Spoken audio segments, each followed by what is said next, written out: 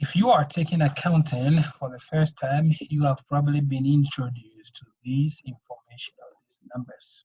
This is what we call income statements. And then you probably have been introduced to statements of honest equity as well as retained earning and balance sheets. Okay, that's what we have. We have current asset, property, plant equipment, liability, stock equity. Okay, and you are wondering, what the heck are all this information? What is this? That is why I'm here. Okay, for the next 14 weeks, I'm going to take you through step by step what accounting is. Okay, the concept, and then it's my hope that you understand and grab it. Okay, and at the end, I will make you fishers of numbers, not only helping you to go through your homeworks, but also guiding you to understand the concept of accounting and what accounting is. Okay, now to begin with that, let's go ahead and ask ourselves, okay, what is accounting? Okay, when we talk about accounting, what is it? Okay, is it just about numbers? Is it just about recording? Accounting pretty much scares people. When they hear, oh, then you pretty much love numbers. No, accounting is not always about numbers, and that is what I'm going to take you. Okay, so what is accounting? You are probably asking yourself by now. Okay, let's go and what accounting is. Okay, so here my note says accounting is an information system. Okay, did we mention numbers here? No. Accounting, the whole concept of accounting is presenting information. So an information system that presents report of all economic activities and condition of a business to its users.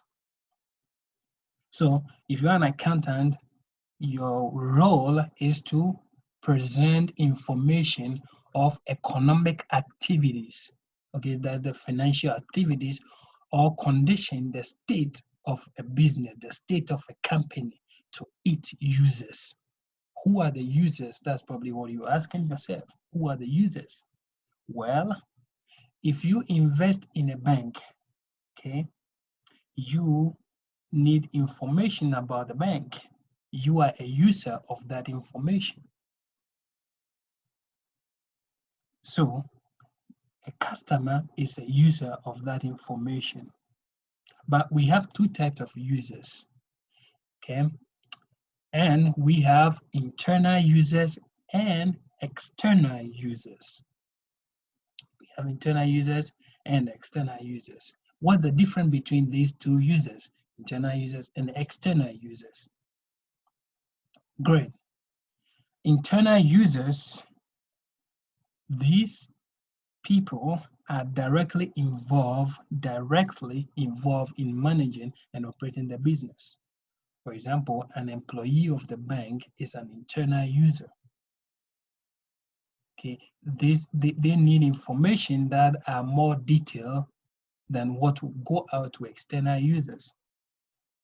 And the information that will be reported to internal users are usually not reported outside of the business. For instance, information about customers and plans to expand the business do not go out to external users. They do not need those information to make decisions. Okay, users, the purpose of receiving information is to decide what to do, is to make decision. If you want to invest in a bank and you Google the bank, you go to their financial statement, like I showed you, and you see what they are doing, then you decide on the information based on the information you have received. Should I invest my money in this bank? That is the purpose of accounting, providing you information so you can make decision based on that information. Now, those are internal users. And the type of accounting that present information to only internal users is called managerial accounting. Okay, so these people are directly involved in managing the company. So we call this type of accounting managerial. They manage the activities of the company. So the boss of the company, the employees, the managers, the supervisors, all these people are internal users of the company. They receive information that are more sensitive than information that will go out to external users. Okay. Now, external users, these are what those that are not directly involved. So you as a customer of a company, you are an external user. So information that will come to you are a little bit less sensitive than those that will go to internal users. You don't get the detail of the information that are presented or what is going on in the company. Okay. External users, as I said, include customers, auditors, and investors, and tax authority, that's government. Okay, government have to be given information so they will make decisions based on how to control the economy. Okay, and the type of accounting that presents information to external users is called financial accounting. Okay, so in this course for the next 14 weeks, I will focus on taking you through financial accounting and how to use this information for yourself in your personal life, how to read information.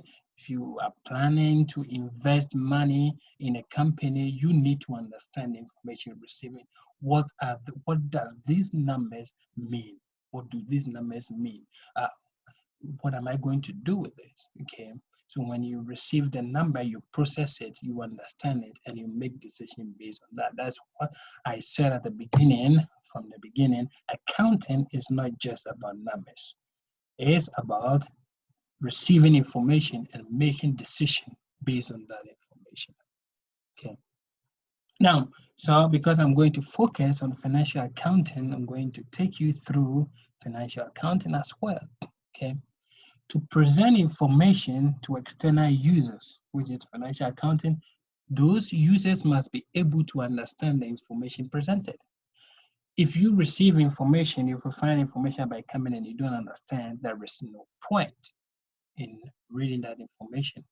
You should be able to compare that information of that particular company to another. Imagine you want to invest in Bank A and Bank B. Okay, Bank A information and the numbers and their financial status, you should be able to compare that to Bank B financial status. If you can't compare it, it will be hard for you to make decision based on that. You won't know whether to invest in Bank A or invest in Bank B because these information are difficult to compare. Okay, they must have certain characteristics in common. Okay.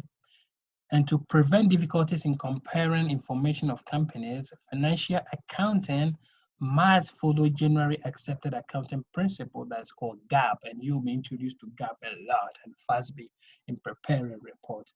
Okay, these principles enable you as a customer or as an investor in banks to compare one company to another. If a bank wants to invest in a company, they should be able to compare these two companies. Which of these two companies is more capable to pay back our money, or which of these two companies is likely that we will have return when we invest in the company. You don't want to invest in something that you run at a loss. So you should be able to compare these two companies and choose which one is more favorable. Okay, so that's why you follow GAAP. Okay, that's generally accepted accounting principles. Okay, so as we go through this course, we will go more into details of these things, and then you will understand what this really means, where it came from, how it originated, and how important it is in making decision or in presenting information. Okay, now let's talk about only two of these principles. So these principles are many. We have what we call qualitative and quantitative principles of presenting information, and we have several of them. Okay, but I will make another video with intermediate accounting and I will go more into details. Okay, with this one, we won't go deep into it. We won't go deep into all this quantitative and qualitative analysis. Okay, but we will only talk about two of them. Okay, two of them. And the first one is what we call economic entity or business entity concept. What is that? What is business entity concept? Okay. This concept by Gab ensures that financial activities of the business are reported separate from the activities of the owners, creditors, shareholders, or other business. Okay. For example, let's assume you you are a dealer or you are a shop owner. Okay, you sell bicycles. Okay, that's what you do. You sell bicycles. Okay, then you have a bicycle at home that is your personal bicycle that someone was interested to buy. He didn't buy the one at the shop, but he was particularly interested in your personal bicycle. When you sell that bicycle, or if you sell that bicycle to that person, this transaction is separate from the shop. It's totally separate from the activities of the shop. This is your personal money that you gain. This is your personal sales or transaction. It goes into your pocket. It does not go into the company. So you can't report selling your personal bicycle on the company's information. Okay, users do not need that information for anything. That is your personal transaction, your personal. It doesn't have anything to do with the shop. But if the customer buys a bicycle that is listed on sale or that is at the shop, then you present that information. So your information of the business should be separate from that of you, the owner. Okay, for example, if you draw money, okay, so you pay your salaries, your shopkeeper, you pay him or her at the end of the month or based on wages and the number of hours he or she works. Okay, those are expenses. But if you take money from the company as a draw, that is not an expenses of the company, and we'll talk more about it. That comes out of your capital, the money that you invested in the company, or the money that is sitting in your capital or your equity that comes out of it. It's not an expense that is used to run the company, because when you take it for your daughter's wedding or to take your dog to the hospital, that doesn't have anything to do with the company.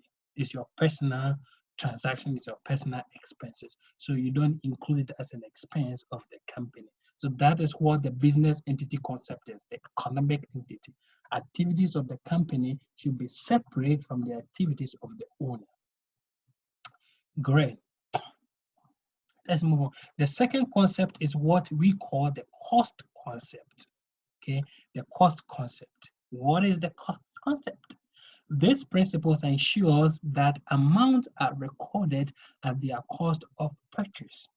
What does that mean, to record an amount at the cost of purchase? This sounds pretty obvious and straightforward, but let's give an example. Imagine that you are a car dealer, okay? You buy and sell cars, okay? And this is the scenario. On Monday, a used Tesla model, I listed a used Tesla model at 60,000 on my website. I'm selling 60,000 Tesla models. This car is worth about 84,500, okay? But because I've used it for a few months, I'm selling it for 60,000. Okay. So you want to buy the Tesla and sell it at your company. On Tuesday, you made an offer that you're going to buy it for $40,000. But on Wednesday, we agreed and you purchased it at $50,000. On Friday, you realize that, oh, the selling price of this used car is actually 67,000. I bought it for 50,000, but it's actually the selling price is 67,000. Now, at what cost will you record the purchase price of the car on your information? Yeah? This should be pretty obvious. Okay, you purchase it at $50,000. So you should record it at $50,000, not 67,000, not the cost of selling, but the cost of purchase. That is cost concept. Regardless of how much it's worth, regardless of how much you sell it, you record it at the amount that you purchase. This helps report faithful representation. This helps the company to report things that are faithful, things that are true, things or information that users will need to be able to make relevant decision and relevant information. So when you sell it, you know how much you earn from buying a 50,000 car and selling it for 67,000 car. We know we gain $17,000. This is what users want to know. When they see that, they realize that, oh, this company actually makes profit. So I can invest my money in this company and I will get return because they make profit and I will get money. And so they will be willing to invest in your company. So that is the end of our lesson 1, just the introduction of what accounting is. So feel free to go through and review what it is. Review all these things, represented information to internal users and external users. But financial accounting specifically present information to external users, those that are not directly involved in managing and operating the business. Okay, and the information must be relevant and follow GAAP principles. And the 2 major principles that I talked about here are economic entity or business entity concept. That is, the activities of the business should be separate from the activities of the owners. Okay, and the cost concept, you should record the amount at the cost of purchase. When you buy something, you should record it at the amount that you purchased it. Okay, not the amount that was listed, not the amount that you offer, not the selling amount, but the amount that you actually purchased. And when you come across, as you study this, you will come across what we call historical cost. It's the same as the cost of purchase. Okay. What we call historical cost, is the same as the cost of purchase. So these 2 words are interchangeable. They mean the same. They're just synonyms. Okay. So in my next video, I will go over the accounting equation. Lesson 2, I'll teach you what the accounting equation is. You have probably heard debit and credit, journal entries and stuff. Those are the things I will take you through. And at the end of the semester or at the end of the 14 weeks, I will make you fishers of accounting. Stay tuned and subscribe and share with your friends. Thank you.